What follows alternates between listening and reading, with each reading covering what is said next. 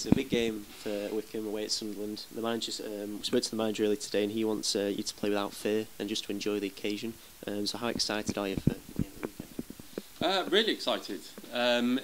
First of all, personally, it's a place I've never been to, and occasionally in League One there's a huge team who comes down, big stadium, big crowds and things, and not everyone will say it, but they're the ones you kind of look forward to and want to play in those games. So, like the gaffer said, we've got nothing to lose going up there. We're going to go there, try and win the game first and foremost, because we always try and do that, and just enjoy it. You've got to, these games don't come about too often, so when they do, you've got to embrace it. You've got to enjoy it, and make sure you don't come out there with any regrets.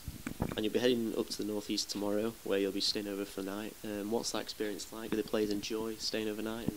I think the ones with young kids do. Gives them a bit of a break to get away from the kids and the early starts and things. Give them a good night's sleep.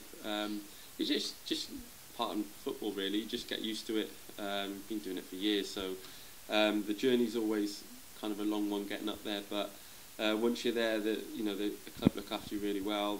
The meals are all prepared for you. You literally just lay down until you need to go and eat, and then go back and lay down again and go and eat again. So it's they really do make sure that all we have to focus on is the game. And yeah, we all stay in a nice place, so it's can't complain really.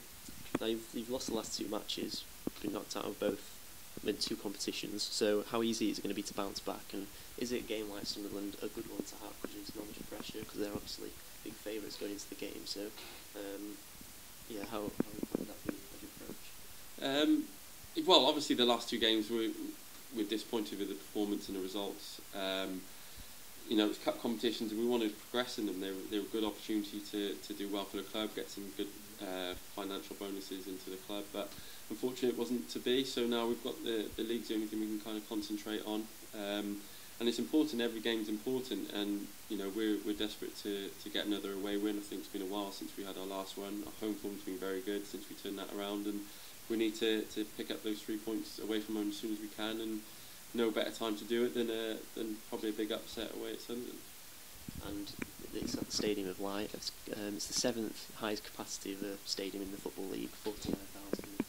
So what sort of experience is that going to be for you, considering that Wycombe is around 10,000? It's a big change for you. Yeah, it's like I said before, it's one of those grounds that you very rarely get to play against, especially the boys who played most of their careers in the lower leagues. It's something that I look forward to.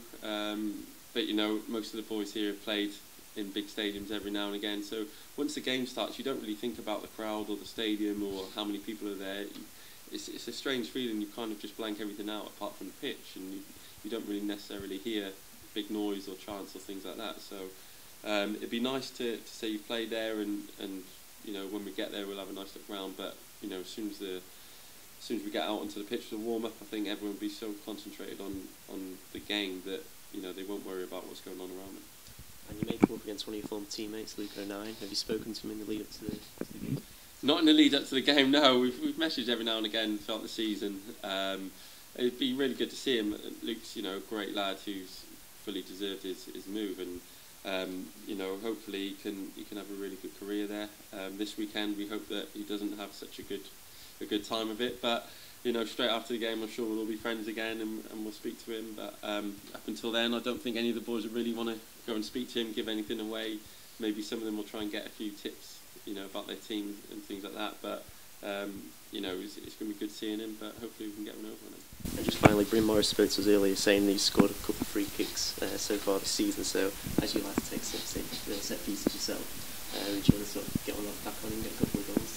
No, well, I'd love to get a few goals from set pieces. As long as the ball's going in, it doesn't really matter. In the last game, I think I had one the keeper saved, and we had the same position, so we thought we'd change it just to kind of get in their heads a little bit, and luckily it worked. It got a little deflection, went in. So it all depends on the situation in the game, where the ball's at, where the wall line's at, where the keeper stands, and we have a discussion and then go from there. So we can't say who's definitely on them or not. Sometimes you go into a game thinking you're really confident, and other times you think, someone else might really fancy this. So until the moment comes, we don't really know.